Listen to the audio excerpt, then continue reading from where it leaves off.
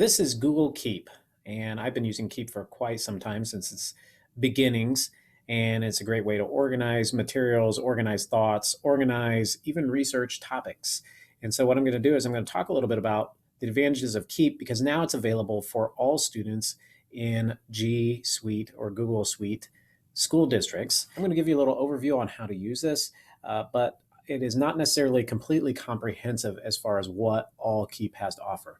Basically, Keep is note-taking, Post-it notes. That's what it looks like. When I skim through this and I scroll down, you can see I have other notes, and these are ones that are pinned. Pin means that you can keep them up there, and you can see that there's a little pin on them. As you make notes, you can pin them to the top for quick references, and you can even label them. If I click on the pancake stack over here, I can see any labels that I've created, and if I want to see labels that just have to do with, let's say it's the ICE conference here, then I can see any notes that I've made directly about the ICE conference. If I want to see them about blended learning, I can click on blended learning, and only the notes that are related to blended learning appear.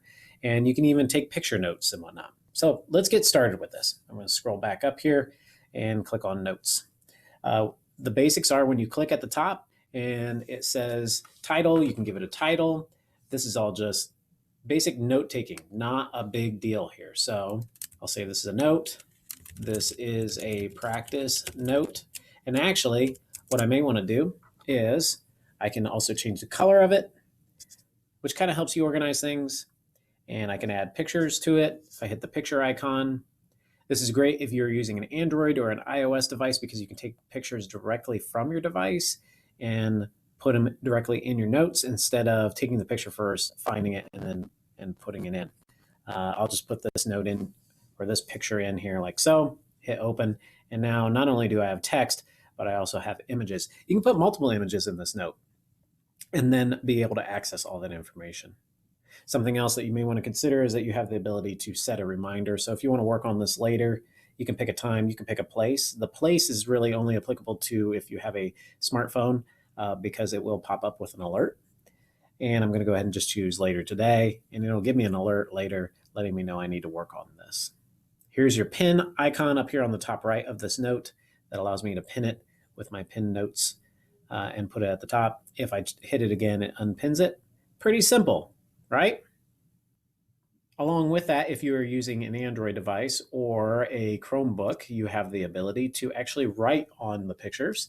If I click on this picture, it'll pop out like so. I can hit the pen icon on the top right. It'll insert it into Google Keep's drawing features, and then I'm able to draw directly on this picture, and it has different colors, and it works really smooth, actually.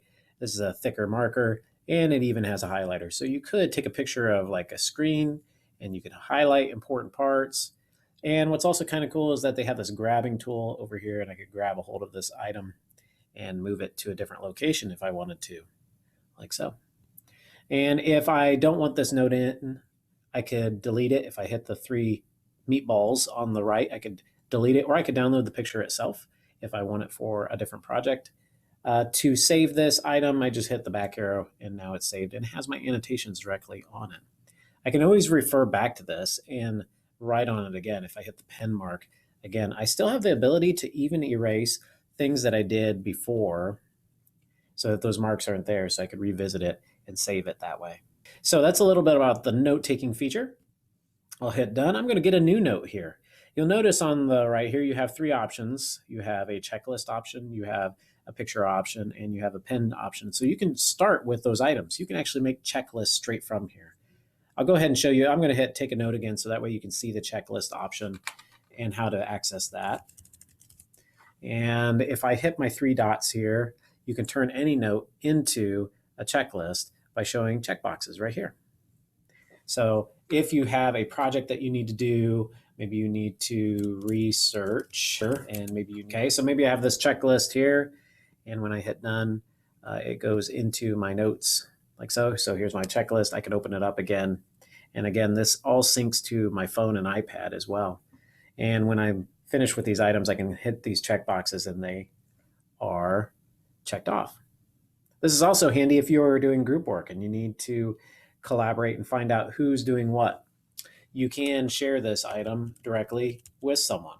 So you type in their email address, it's now saved, and I can share it directly with someone so that way we can both write on the same checklist at the same time, or note, depending how you want to do it. That's great if you want to collect research items. So let's say as students, you want to collect a bunch of research items and you want to share on a note and gather resources, and you also want them annotated. So if I share with my partner this note and I save it, and I decide to title this note research, and I start taking the note, I could insert drawings. So here's an option to add a drawing. And I could say this, oh, I'm using my highlighter, sorry about that. I'll switch this to pen, is important. Now, I don't know how live the drawings actually are. I doubt they are actually live, but that's okay. I'm going to grab this select tool. You can actually select these items and piece them together. I didn't quite get all of those items together, did I? And you can actually move entire chunks of words together at the same time, like that. Oops, I didn't grab all of it. This is especially handy if you're writing in cursive. And I kind of goofed it up there, but that's okay.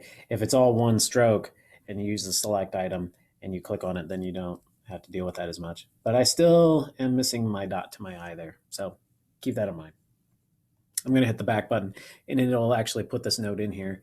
If you took screenshots of some important information, you could upload those screenshots directly into the note. So that way you can share those resources with your partners or notes that you've taken on a specific topic. So I'll select a picture here.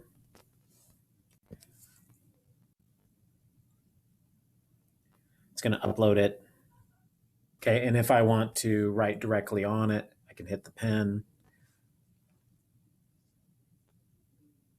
And I could circle something if I wanted to, or highlight information like so. Again, I could change the colors and sizes. To mark importance, hit the back arrow and it uploads it, as with my annotations. And my shared person gets that. Okay, I'm going to hit done, and now that note is available right there. I'm going to go ahead and change the color of this note. That's always fun, helps you organize. I'm going to go ahead and label this note. I haven't shown you how to do that yet. If I click on the three dots, I hit add label. And I'm going to call this one research, like that. And now it has been labeled. You can multi-label as well. You can select more than one. I'll hit done. I'm going to go to this checklist again, because you can label multiple ones with the same label. Add label.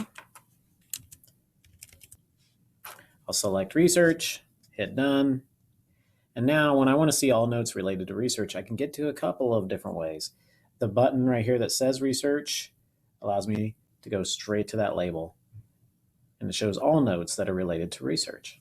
If I click on the pancake stack on the top left, I can see all of my labels, and I can click on research and it takes me directly to that note.